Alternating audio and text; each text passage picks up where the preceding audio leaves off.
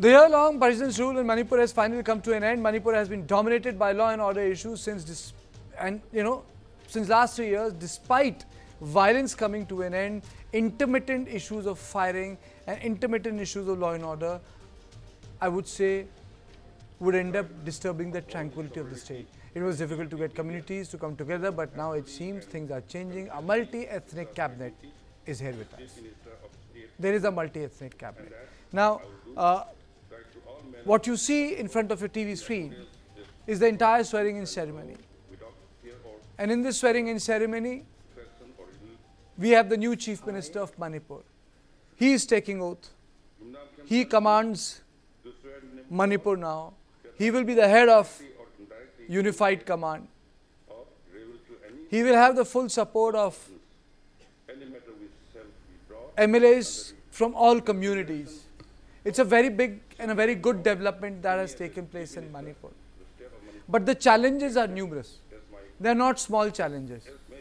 Challenges are both security, challenges are social, political. But Tombing made a very important comment, Vijay. She said, compensation, rehabilitation and justice. I think, as one of the Major General was talking about, one of the key thing is that until unless rehabilitation is done, and of people who are internally displaced, not much can be said, because those are festering wounds which need to be catered to first before you go on an outreach which is acceptable to all. Second thing is, I personally feel that what is very important is of dialing down of rhetoric.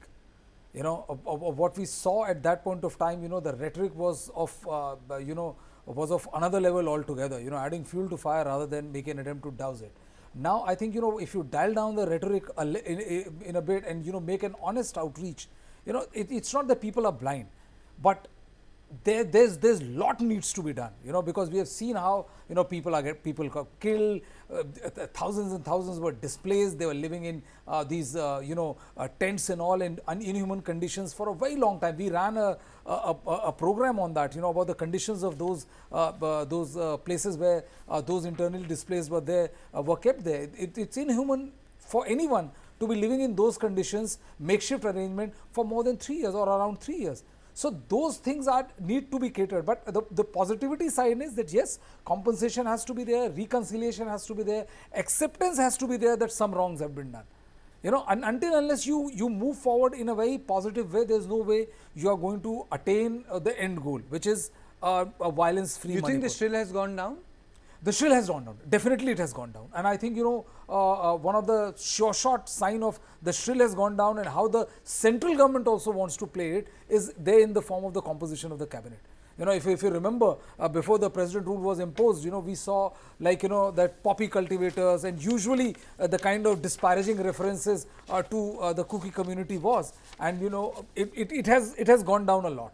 And with a Kuki, person as a deputy chief minister would also send positive signals. How much of it translates on the ground remains to be seen, because all of it is easier said than done. It's a fragile piece. It can go awry at any given point of time. It can go awry. I'm very happy to inform my viewers. I'm joined by Lieutenant General Shaukin Chauhan, former DG Assam Rifles. I'm also joined by Group Captain retired B. Nandakumar Sharma. Professor Prasanajit Biswas, Professor of Philosophy, Northeastern Hill University, is with me. Thank you so much, sir. And Dr. Mishra, BSF, ADG. Yeah. He continues to be with me. Let me straight away go to General Chauhan. Sir, your opening comments on the government that has come up. So my question to you is the government out of political compulsion that the elections are a year away, or do you think that this government has the capacity to change things substantially at the level of social fabric for the people of Manipur, sir? Thank you so much, Karthik, for getting me on your show. I am hoping that this government does have its heart in the right place. It's a hope because so many things have gone wrong over the last couple of years. And, we've been discussing this ad nauseum. But eventually the people have to accept this government. People have to accept it as a legitimate government. And the Kuki Zo community and the Meiteis have to get along. We've been talking for so many times that this is the only way, a joint government. And I'm so happy to see the formation of this government. I'm so happy to see the new chief minister, and I can only wish him all the best. because he's the only Meitei MLA who has actually visited Kuki camps. That shows that his heart is in the right place. That shows that he has decided that he is going to bring these two communities together. In fact, if you remember, just take your mind back to December, he was almost accosted by the Corcom, who wanted to know where his heart was and what did he want. And he, at that time in December, said that I am for peace, I am for reconciliation. And that's a great thing. And if we come back, at that time he wasn't in the line for run-up of a chief minister, and that shows that his heart is in the right place. We have a Taekwondo champion as a chief minister, sir. Yes, Fifth and black belt. Fifth and black belt. So I have known him as the DG Assam Rifles. I've known him as a sensible person. I've known him as a person who talks straight. And the good thing is that the legitimacy of this government will be better than the legitimacy of the previous government. We could not have continued President's rule continuously. So the best way was to form a government which actually gets all the communities together. And I'm very happy to see that. So there are three things that actually, are creating a problem for Manipur. Firstly, is the legitimacy of the governance. That's the first issue. The second is that is there or will there ever be a reconciliation between the Kukis and the Meiteis? The last two generations have taken such hard line that this is only a couple of weeks back that we saw the killing of a Meitei who'd gone to meet his Kuki wife. So all these issues are issues that are likely to create a problem.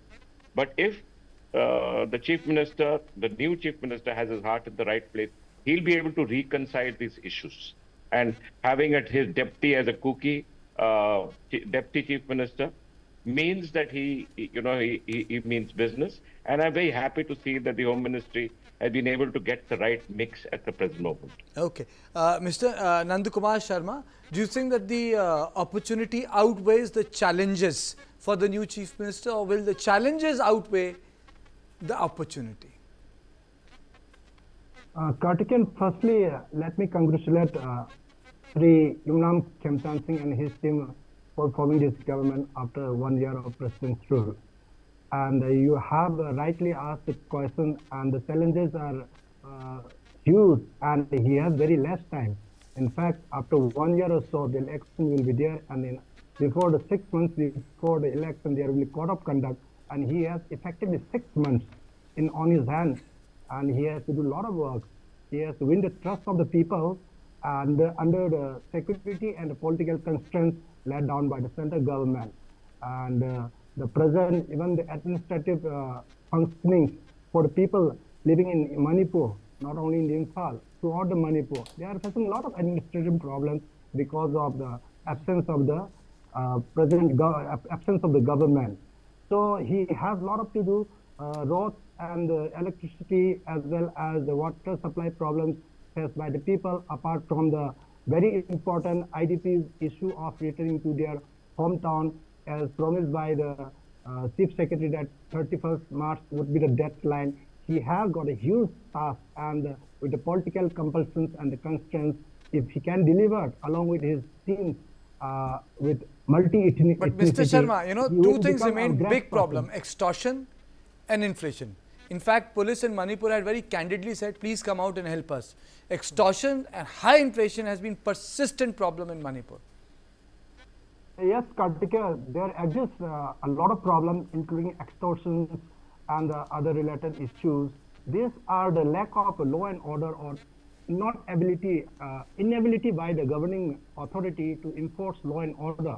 That is even the democratic rights by the people, all the people, including all the communities, are happening because that the democracy is let down by the rule of the book, the हमारा भारत के संविधान, as well as the BNS. These are not able to implement on ground, so there will be a lot of problems. So if they ensure and they have the political will to crack down those all the illegal activities done by any person, irrespective of the communities, this can be cracked down and it can be resolved. It depends on the political will of the present team. Okay. Okay. Professor Prasenjit Biswas, your opening comments. Then I'll start asking very straight questions. the formation of a government has to be understood in the right political and social context. Absence of violence cannot be termed as a kind of a peace, because peace has to come with justice, it has to come with truth, it has to come with reconciliation. The amount of violence that has left a whole lot of population displaced, maimed, tortured, butchered, they are still crying for justice. So at this point of time, whether the government will be able to provide that kind of justice that reorients the entire polity towards bringing a kind of a human face in the governance is the major question. As far as the symbolic representation of communities are concerned, there always remains a visible or an invisible hierarchy. We can still see that there is a hierarchization of the representation, which works both ways. Sometimes it sort of melts down a certain kind of an anguish, and sometimes it creates more problems than it can solve. So therefore, the government that is formed at this point of time is coming with a kind of a heavy baggage. The baggage is not at all removed. And therefore, one has to be extremely watchful to understand what is going to happen in the ground reality. There is a narrative of the state which is currently being propagated in many places, but there is also a narrative of the society at the grassroots level, at the civil society level, at the level of the people. And you can see a certain kind of a loss of hope, loss of trust as well at this point of time. So I think restoration will become a major issue for this government. This is my opening comment, Karthik. Okay, Dr. Mishra, do you think the restoration will be a major issue unless and until reconciliation, recompensation, justice and movement of displaced people is completely settled? Yes, Kartika, you are absolutely correct. Because the way the situation is there in all the relief camps, they are really pathetic. And of course, out of 60,000, more or less 10% or more, they have gone back and they were given security and they have gone back. But it's a big challenge for the new government to see that all these persons should get security and they go back to their houses. And this is the first major task of YUMNAM KHEMCHAND to do it. And particularly with our Losi Dekha, we didn't speak about Losi Dekha because he coming as Deputy Chief Minister. I'm very sure our this national highway, the access to Dimapur, will remain open always. I'm very sure because the Mao area and Kankopi area, they will be dominated and they are going to help the government in keeping Dimapur road open. The problem lies with this Silchar axis, and that is the problem we are facing it, and it will take time. But as far as Nemcha Kipken and Gobind Das coming up, and particularly Gobind Das from Bishnupur coming up, things will be better in the buffer zone. Because Mr. Gobind Das is a person who is getting the Home Ministry. He is having hold in Bishnupur, Sangai Court and Singhat, particularly those areas even in Kuki dominated area, Torbung Banglo, Torakhong Sangbi, Maibong, where this killing took place also. He knows this area and he visits also. Up to Churachandpur he goes. So he is a person, he can go to Kuki community and this buffer zone, because he sits on the buffer zone. He has got a very big role to do as a Home Minister, and I'm very sure with Mr. Gobind Das taking over as Home Minister, the situation will be much better. And of course, we had a very bad incident at Poibong in that Torbung area where the individual was shot. But this type of incidents are happening in Kashmir also. But I suggest that the way the coordinated operations should go against the militants, that has to be single-handed, because there should be a command structure like Jammu and Kashmir, so that one single commander has to be there, whether it is Assam Rifle or BSF or CRPF or Manipur Police, they have to act under him. But you see, as far as Chief Minister is concerned, if Chief Minister will remain as a commander, he has no time for looking after the security part of it. And neither Governor, Honorable Governor can do it, not the security advisor can do it. It is the best part of it one single commander, whether he may be from army or any other forces, he has to be nominated as the commander of all forces operating in Manipur. Otherwise, and we have to check the border, because I'm very sure Myanmar is definitely penetrating with drugs and weapons. They are coming from that, and American weapons are coming. Kartikan, I'll tell you why the American weapons are coming, because America is also sending weapons to this against Janta government. They are having American weapons. They're operating. So these American weapons are coming to Myanmar, from Myanmar to Manipur. So we have to be very cautious. And that is what, for operation and this stoppage of puppy cultivation and everything, we require a command structure, and single command structure is required. Okay. Karthik, one more point I'll tell you about the Psychot incident. What I'll come to that. I'll come to that. But you know, I have one question Yes, for I have one question for General Chauhan sir. You know, Manipur was supposed to be gateway to the Act East. It was supposed to be part of the Kaladan project. I had travelled from Imphal to More to Tamu and came back. The free movement regime is gone. With that, I don't know how much trade will be there. The Kaladan is not happening because Myanmar army itself is not in control of the border areas. I mean, say Manipur unrest has changed a lot of things from the strategic perspective as well. You know, we look it from the perspective of ethnicity, but it has strategically changed a lot of things. You know, it's not possible. The trade is not possible. It should have been the corridor, the mouth. It's no, that's not possible. It has impacted a lot of the things. And Manipur was chosen. It was not Nagaland. It was not supposed to be Arunachal Pradesh. It was supposed to be Manipur. That has not happened now. Karthik, I totally agree with you. If you remember, when the railway line was being brought into Manipur, one of the main issues was that as the railway line comes there, they will build huge storage facilities.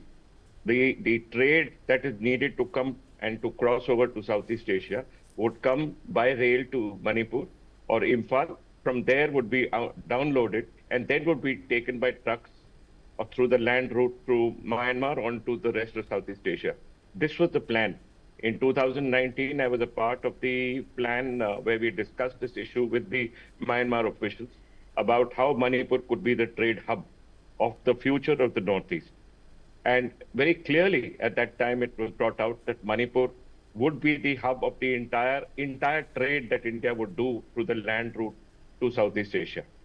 Now, unfortunately, three things happened. The first thing was, of course, the situation in Manipur totally. Manipur, Imphal, and the road from Imphal to More or to Tamu totally got disturbed because of the problems. One community owns the Imphal Valley. The second community controls the road towards Tamu, and therefore that road could not be opened. It became a problem. Secondly, the three brother lions in Myanmar suddenly took on a larger strategic role and decided to upset the movement of everything moving through Myanmar. And as a result, the Myanmar army lost control of the border areas, and therefore now today they no longer have control of the border areas. And third, of course, is the quiet burial of the Koladan project, that unfortunately, with Bangladesh going from one side, with Manipur being in this kind of situation, with the Myanmar army losing control, these three issues actually have made sure that whatever we had thought of as being the pushing through the land route the trade to Southeast Asia, that's already gone. Now, the entire situation is, how do we get it back? The first thing is we have to get our house in order. While I, agree with Dr. Mishra, ADG Mishra, that look, we need to have our security in place. We need to prevent people from coming in. We need to prevent inimical elements from coming inside Manipur. Yeah. But all that cannot be done if we continue to remain at war with ourselves. And that's the issue, Karthik, that it must be understood by our decision makers, by our politicians, and by our security officials, that our own situation in Manipur has to be controlled first before we can look at Myanmar or look at anything else. So this is the crux and I totally agree with the ADC Mishra, that we have to get our house in order. We have to get the Yes. cookies, we have to get the Meiteis, we have to make them sit together, and we have to make them understand that the future of their generation belongs to them only if they can get themselves together and to behave as a community should. That's the only way we can go forward. Security-wise, I agree. We must have a single commander. We've been talking about this ad nauseum again. We don't seem to get our act together. The security advisor too had no control over the situation. Yes. You have GOC 3 Corps. Why do you who say that, controls the General operation. Chauhan? Why do you say that? Very rarely Because- you make a comment Yeah, like that. because the security advisor is not in sync with GOC 3 Corps, who are coordinating the operations in the entire Northeast. So the Indian Army has a single commander, GOC 3 Corps, who is located in Dimapur, and under whose forces the Assam Rifles also functions. The security advisor should have had and should have been in sync with GOC 3 Corps to ensure that, since he commands almost to a lakh of troops or even more, the rest of the forces that have been added into Manipur area could work under him, and separate areas could be demarcated in separate situations so that the area could be controlled. But this didn't happen. It didn't happen because Dr. Biren Singh decided that unless he got Assam Rifles out of Imphal, he would not be able to control the valley of Imphal. And as a result, a couple of battalions of the Assam Rifles were sent to Kashmir, as you know, the J&K. So these are all issues, Karthik, that we've got to get and to understand that this country is ours. We can't be playing with little parts of the situation. We've got to do these things together. We've got to get reconciliation. We've got to rehabilitate them. We've got to give them compensation, and we've got to get the security of this place in order. Thank you. Absolutely. Absolutely spot on. Mr. Sharma, do you agree with General Chauhan? I partially agree with General Chauhan.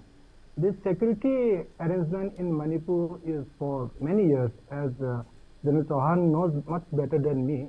The security forces like Assam Rifle has been since many years. In my childhood, in 80s and 70s, bigger operations, bigger problems, though it was not among the ethnics. There was a problem, but still the problem exists. That means the presence of security forces cannot solve the problem existing in Manipur.